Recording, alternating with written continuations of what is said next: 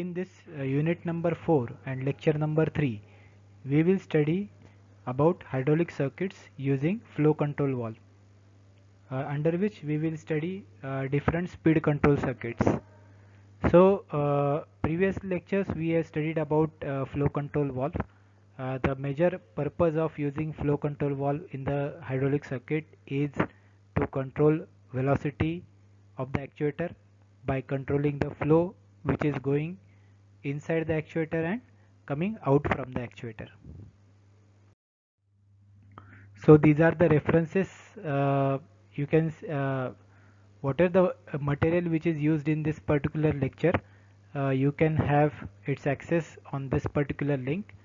These are fluid power notes by IIT Madras, and this particular video is a part of a classroom teaching and it is not meant for any commercial purpose.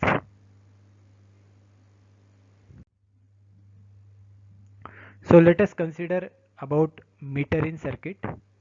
So as name indicates that it actually controls the fluid which is going inside the actuator in. Okay, so this figure shows that this is a tank, filter, then pump. Pump is driven by motor. There is a pressure control valve in the circuit. There is a control element which is direction control valve in the circuit. So from here you can say in this particular position the fluid will go to the rod end side of the actuator, and it will cause a retractive action. So there is a retraction. Now the fluid which is caught at the cap end of the actuator will has to move through this side. So as you can see that this particular the fluid which is coming out from the actuator has no problem, so it will directly come over here and it will go back to the tank. But as soon as we shift to the push button, if we shift this push button, then what will happen, it will make sure that the fluid which is coming from the pump has to pass through this flow control valve. It cannot bypass this check valve because you can see that there is a resistance in this particular check valve, so the fluid has to pass through this flow control valve, and there is a extension action. So actually we are controlling the speed of this actuator by controlling the fluid which is going inside this actuator, and extension speed of the actuator is controlled. So this is something which is called as a meter in type of arrangement. Now come to the meter out type of arrangement. In this particular arrangement you can see that we are actually controlling the fluid which is going out from the actuator. So let us assume that whatever in the given position the fluid will pass to the rod end. So again this retraction action does not have any control. So whatever the fluid which come from the pump will be supplied to the rod end side of the actuator, and there will be retraction. But as soon as when I shift this push button valve and this position is actuated, you can see that the fluid will directly go to the cap end side of this actuator, and because of that the actuator will start extending. So because of this the fluid which is trapped at the rod end side of the actuator has to pass through this flow control valve. Okay, so you can see there is a inbuilt check valve over here. So the fluid has to pass through this flow control valve, and by controlling the amount of fluid which is passing through this flow control valve, we can actually control the velocity of extension. So in both these cases we are controlling the velocity of extension.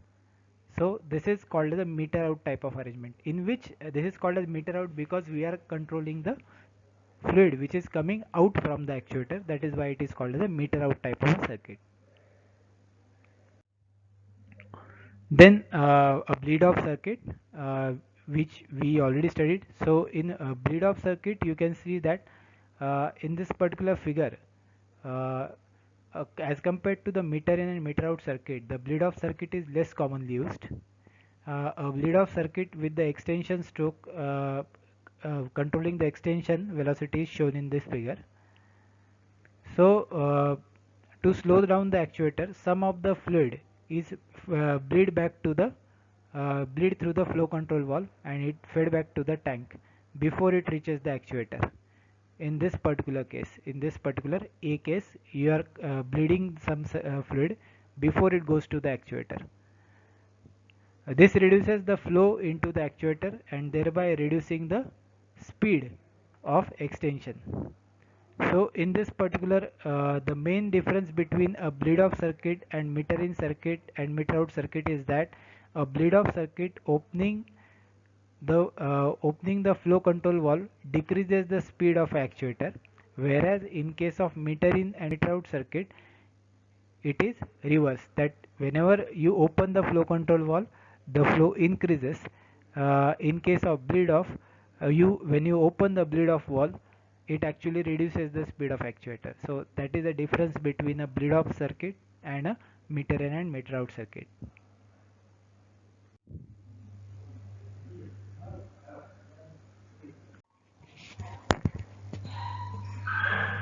So in this, let us consider a numerical for this. A cylinder has to extend forward thrust 150 kilonewton and reverse thrust of 15 kilonewton.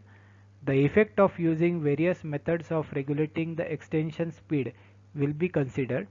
In the cases, the retraction speed should be approximately 5 meter per minute, utilizing the full pump flow. Assuming that the maximum pump pressure is 160 bar and the pressure drops over following components and the associated pipe work. So the drop of the pressure under certain component is given: filter 3 bar, direction control valve 2 bar, flow control valve 10 bar, then check valve 3 bar. So what we need to determine is, we need to determine the cylinder size, that we need to find out the actuator size. Then we need to determine the pump size, that is pump capacity, which will be used in the circuit.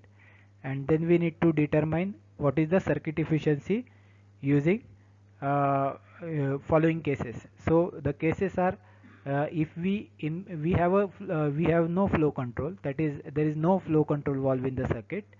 Then second case, when we try for meter in arrangement, and third case when we try for meter out arrangement. So what is given here is that extension stroke force required during extension and retraction is given, velocity of retraction is given, maximum pressure which is built by the pump or which is required, that is given 160 bar, and various pressure drops are given, and we need to find out the uh, efficiency, difference in the efficiency of the circuit by considering various type of flow control, that if there is no flow control, there is a meter in control or meter out control. So when we see that there is a no flow control, so then what you observe is that during extension speed 150 kilonewton is the force, during retraction 15 kilonewton. So this is the diagram. Pressure drop at filter is 3 bar, uh, then setting of a PRV 160 bar. So this is the circuit when there is no flow control. So how to solve? So maximum available pressure in a full bore end is 160 minus 3 minus 2. Minus 3 is for filter, minus 2 is for DCV. So effective pressure will be 155 bar. So the back pressure at the annulus side of the cylinder is 2 bar. This is equivalent to 1 bar at the full bore end because the area ratio is 2:1. Therefore, the maximum pressure available to overcome the load at full bore end will be 155 minus 1. So this 155 minus 1 bar because of the back pressure. So the effective pressure which is required is 154 bar. So let us consider that what will be, we have a full bore end area. So how to design the actuator? We need to find out the area of actuator. We know what is the load and we know what is the pressure. So load is 150 kilonewton divided by effective pressure is 154 bar. So that comes around 0.00974 meter square, and it is equal to pi by 4 d square. So the diameter comes up to 124 point something. So by table we can select that 150, 125 and 90 cylinder or actuator we need to use. So 125, if you consider 125 as a bore end diameter, then full bore area will be this much. So this is for no flow control.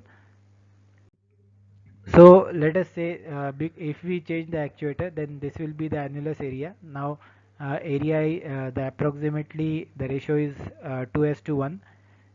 So the flow rate for the return speed of 5 meter per minute is equal to annular area into velocity. That is, during retraction, the area which we need to consider is annular area. So annular area is nothing but pi by 4 d square minus d square. Okay. So that is given by this 12.27 minus 6.36. This is the area.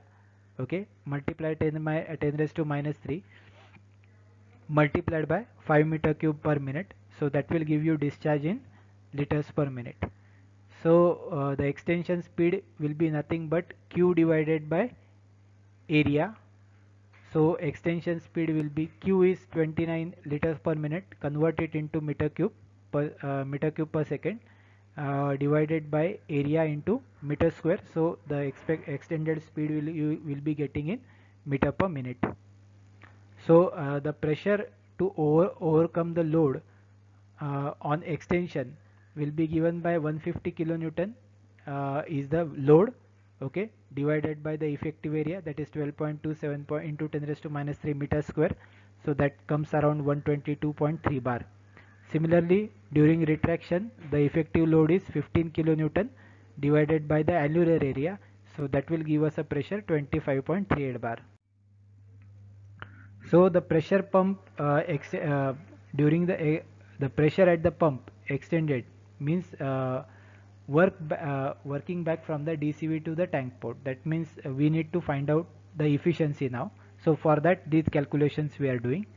So when you have got 2 bar pressure at the annular end, resultant is 1 bar pressure at the cap end, plus pressure induced is 122.3 bar that we just have calculated in previous slide. Then pressure drop is 2 bar across DCV, then filter is 3 bar. So therefore the pressure drop during the pump during the extension stroke, the total 122.23 plus 2 plus 3 plus 1 is around 128.33 bar. So the relief valve setting, that we know that it is 10% of the maximum pressure what is getting induced. So that relief valve setting will be 141.05 bar. So the pressure required at the pump on the retraction side will be given by 2 plus 2. Now in this on the retraction side, the back pressure is directly considered, that is why it is 2 multiplied by 2. Okay, plus 2.38 is the force which is pressure which is required during retraction, plus 2 bar for filter, 3 bar for DCV. Then totally it will become 34.38 bar. So why we are calculating this maximum pressure during extension and retraction is to calculate the efficiency of the operation. So let us calculate the system efficiency. The system efficiency will be flow of the cylinder multiplied by the pressure divided by flow from the pump to the multiplied by pressure at the pump. So this is nothing but the output upon input. Output is at the actuator end, input is at the pump end.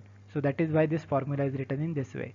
So efficiency on extension will be 29.551. This is the pressure multiplied by the discharge 122.23 divided by flow from the pump is 29 liter per minute into pressure at the pump is 141.05. Now these two values we have calculated previously. Okay, so that will make or that will give us extension efficiency at 86.66%, and efficiency during retraction stroke is this again the same discharge, but during retraction pressure the pressure changes, so this value 25.38 will change. Okay, so 29.55 multiplied by 34.38. Now this is again discharge multiplied by the pressure. So this will give us a input power supplied by the pump. So the efficiency calculation comes around 73.82 percentage.